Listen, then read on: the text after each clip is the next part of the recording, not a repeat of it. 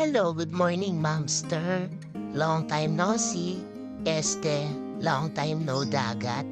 So, ayun, niyaya kami ng aming friend dahil birthday niya ngayon ay gaganapin ito dito sa Batangas. Kami nga ay mag-bibitcheng. So, ayun, 2 a.m. pa lang ay gising na kami dahil ang all time ay 3 a.m. Ready naman na yung mga dadali namin at yung mga pagkain na aming babaunin kaya sarili na lang namin ang aming iintindihin paggising. Pero honestly mga mare ko, hindi ako nakatulog nung time na to sa sobrang excited ko. Ikaw ba naman ilang taon na kaming hindi nakakapagdagat? Tapos, yung asawa ko bilang siya ang driver, syempre pinatulog ko muna siya at yung aking anak. Yung mga kasama nga pala namin dito ay mga nakamotor.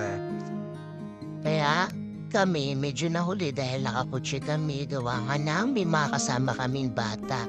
Sinama ko nga rin pala yung isa kong kapatid at yung kanyang family. Dito nga pala kami sa Calatagan, sa Manuel Uy Beach. So ayan, dumating kami dito mga 7 a.m. na ata or 8. Biruin yun ang haba rin ng biyahe namin. Pero syempre hindi naman kami nagmamadali dahil kami ay nag-iingat. So ito nga pala yung itsura niya sa umaga. O diba relaxing. Wala nga palang mga cottage dito. Ang mga dadalhin nyo rito kailangan ay tent. Number 1 yan. Dapat may tent kayo. Mga upuan, kanya-kanya rito. Pati pahaon ng sariling pagkain. O diba, ang daming tent dahil nga walang cottage, kanya-kanyang baon pero may rentahan din dito ng tent. Ang entrance fee nga pala dito ay 380 per head. Tapos kung may dala kayong tent, ay mag-entrance din kayo ng 250 kada isang tent. So ayun nga pala may birthday, thank you Philip.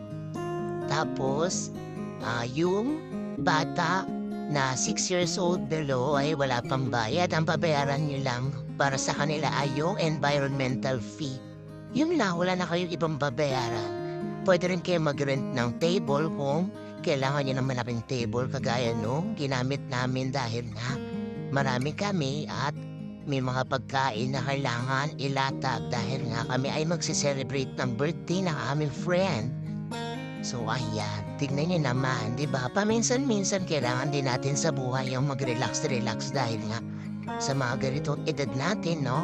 Napakarami ng stress sa ating buhay. Ayan nga pala yung aking hipag. Oh, di ba? 0.5 daw kami pero hindi siya makasunod. Taba-taba, ako na nga, hindi pa rin niya ako mahabol, di ba?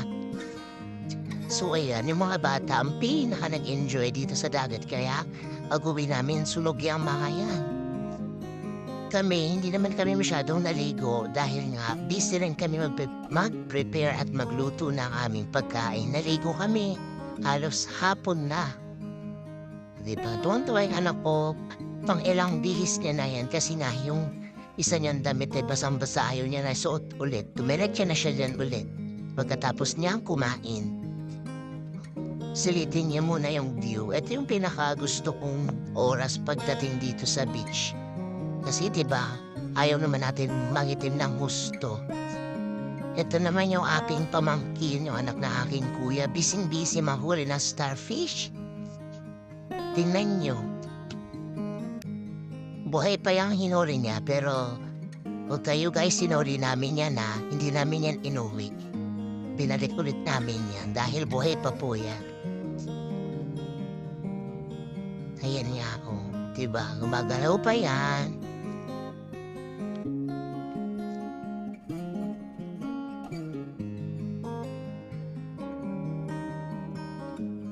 Ito naman kami pagdating ng gabi. Siyempre, alam na paggabi, time to inuman. Sinulit na namin yung pag-iinom dyan dahil kinabukasan naman ay tanghali pa ang aming uwi. Yan, kanya-kanya rin kami pakulo sa aming tent. May mga Christmas light pa kami dyan. Eh nga pala yung mga kasama namin. Ito, pabilog lang kami dyan. Bumuo lang kami ng bilog na kami-kami lang yung magkakasama. Ayun nga pa rin table na tinutukoy ko sa inyo. So, see you sa next. Bye!